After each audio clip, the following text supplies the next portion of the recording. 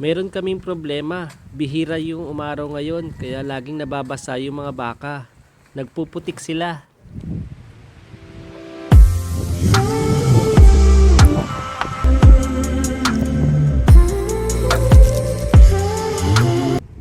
Ito yung isang bagay na gusto naming i-address o gawan ng paraan. Unang-una, ayaw ng mga baka yung napuputikan sila palagi. Tulad ng tao, ayaw ng mga baka na nakababad lagi yung paa nila sa putikan o sa madumi.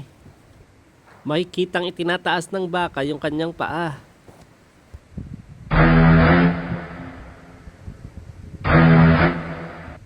Yung labis na ulan ay hindi rin maganda sa mga baka natin. Yung putik ay hindi rin maganda. Dahil nga kulang tayo sa capital investment, wala tayong mga improvement tulad ng barn o bahay ng mga baka. Maraming baka ang nadudulas at maraming baka rin yung namamatay dahil hindi na nakakatayo.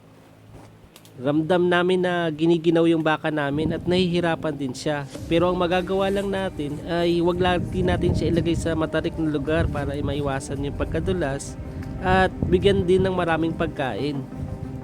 Makikita sa video na nagsishake yung binti ng baka at nanginginig siya. Masakit yung kanyang mga paa. Ang unang priority ng cowboy ay busugin yung mga baka para makatagal sila sa lamig.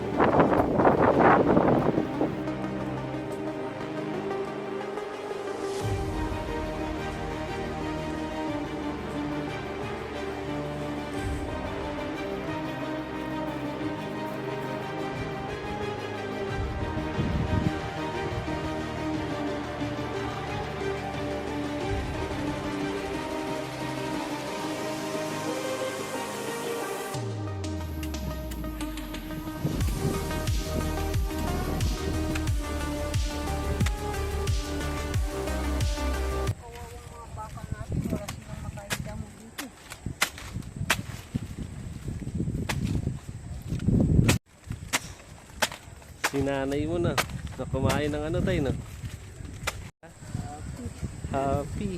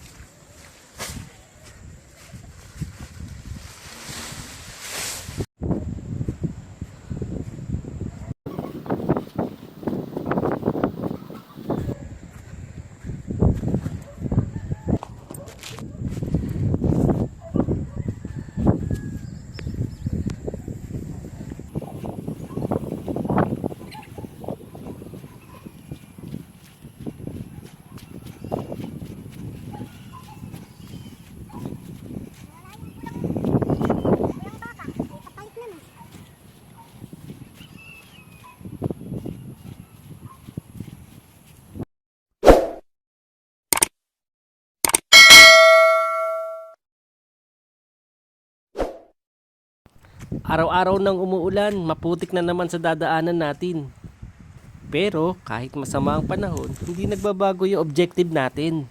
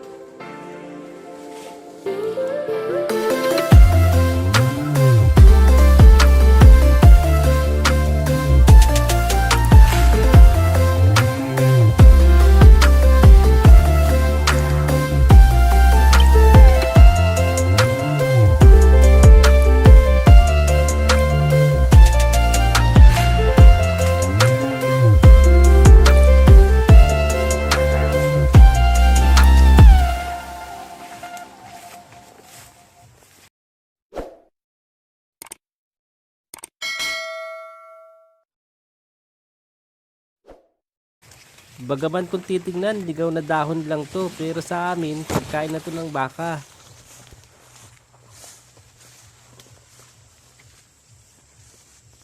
Ngunit nang dumating kami sa pastulan namin, may naligaw na batang baka. Marunong din yung baka namin, pinapaalis niya yung batang baka. Dito sa amin, kapag may naliligaw na baka, itatali mo lang siya sa pinakamalapit na puno.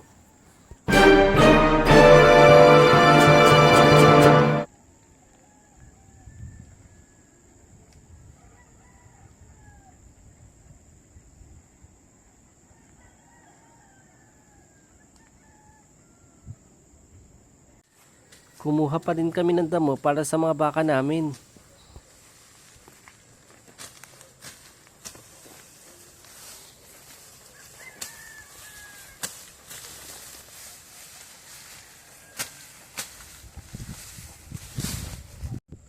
Ramdam namin gutom yung kapitbahay na baka. Nakikiyosyoso sa tunog na nagkakat ng damo. Pero pasensya na, hindi sa'yo to ha. Dito yan sa baka namin.